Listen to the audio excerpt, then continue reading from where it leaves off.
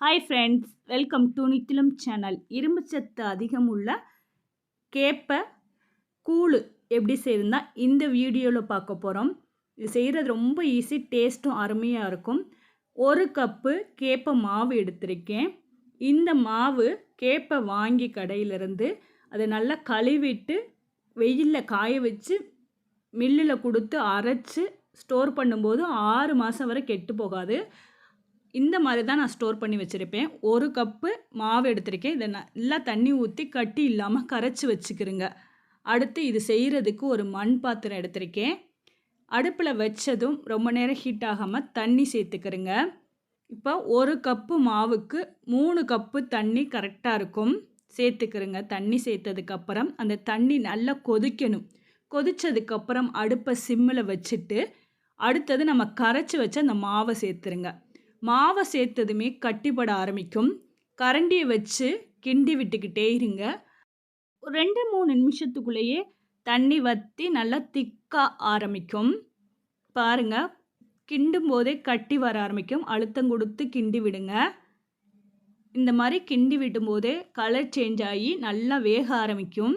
அந்த டைமில் நம்ம விடலாம். பாருங்கள், அப்பப்போ விடும்போது நல்லா பபுள்ஸ் வந்து நல்லா வேக ஆரம்பிக்கும் போதே நல்ல வாசனை வரும். ஒரு 5 நிமிஷத்தில் ரெடி ஆயிரும் இந்த களி. இந்த மாதிரி கிண்டி கிண்டி விடுங்க. அந்த ஓரங்கள்லாம் பிடிக்காமல் சூப்பராக வெந்து வரும். வெந்தது எப்படின்னு நம்ம செக் பண்ணால் கலர் நல்லா சேஞ்ச் ஆயிரும். அதே சமயம் தண்ணியில் நம்ம கையை தொட்டுட்டு அந்த களியில் தொடும்போது ஒட்டவே செய்யாது. அப்போனா வெந்துருச்சுன்னு அர்த்தம். சூப்பராக ரெடி ஆயிடுச்சு. இப்போ ஸ்டவ்வை ஆஃப் பண்ணிவிட்டு ஆற விட்டுருங்க. ஓரங்கள்லாம் இந்த மாதிரி எடுத்து விட்டுறலாம். கொஞ்சமாக எடுத்து ஒரு பாத்திரத்தில் சேர்த்துக்கிறங்க. உங்களுக்கு எந்த அளவு வேணுமோ அந்த அளவு பாத்திரத்தில் சேர்த்துக்கிறங்க. சேர்த்துட்டு இது கூட தேவையான அளவு உப்பு சேர்த்துக்கிறங்க. ரொம்பவும் புளிக்காத 1 கப்பு தயிர் சேர்த்துக்கிறேன். தேவையான அளவு தண்ணி சேர்த்துக்கிறங்க. சேர்த்துட்டு இதை கையில் நல்லா மிக்ஸ் பண்ணி விடுங்க. இது கூட வேணும்னா கொஞ்சமாக சாதம் கூட சேர்த்துக்கலாம். அவ்வளோ டேஸ்ட்டாக இருக்கும்.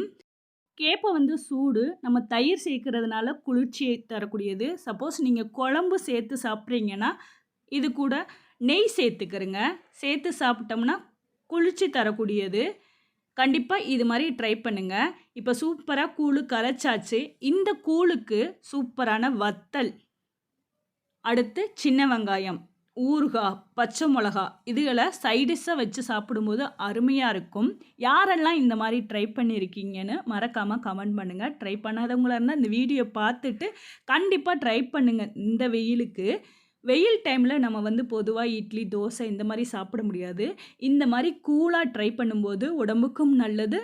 இந்த கூலை குடிக்கும்போது லைட்டாக இருக்கும் உடம்பு. அதே சமயம் வெயிட் லாஸ் பண்ணக்கூடியவங்க இந்த மாதிரி செஞ்சு சாப்பிடும்போதும் சூப்பராக இருக்கும்.